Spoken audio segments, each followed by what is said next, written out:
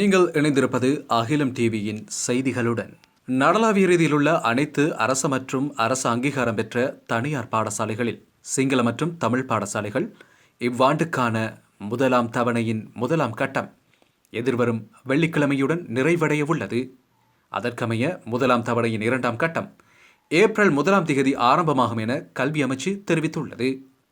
இதேவேளை 2024 கல்வியாண்டுக்கான கல்வி பொதுத்தராதர சாதாரணதர பரீட்சை எதிர்வரும் 17ஆம் தேதி முதல் 26ஆம் தேதி வரை 3663 பரீட்சை மத்திய நிலையங்களில் நடைபெறும் என்று பரீட்சைகள் திணைக்களம் அறிவித்துள்ளது. இம்முறை 4,74,147 மாணவர்கள் பரீட்சைக்கு தோற்றவுள்ளனர். பரீட்சைக்கான அனுமதி அட்டைகள் ஏற்கனவே தபால் துறைக்கு அனுப்பி வைக்கப்பட்டுள்ளன. அதற்கமைய பாடசாலை மாணவர்கள் அனுமதி அட்டைகள் பாடசாலைகளுக்கு அனுப்பப்பட்டுள்ளதோடு தனிப்பட்ட விண்ணப்பதாரர்களின் அனுமதி அட்டைகள் அவர்களின் வீடுகளுக்கு அனுப்பி வைக்கப்பட்டுள்ளதாக பரீட்சை ஆணையாளர் நாயகம் தெரிவித்துள்ளார். அனுமதி அட்டைகளில் ஏதேனும் மாற்றங்கள் இருந்தால் மார்ச் 10ஆம் தேதிக்கு முன்னர் பரீட்சை திணைக்களத்தின் வலைதளத்தின் மூலம் இணையவழியூடாக தெரியப்படுத்த முடியும் எனவும் தெரிவிக்கப்பட்டுள்ளது.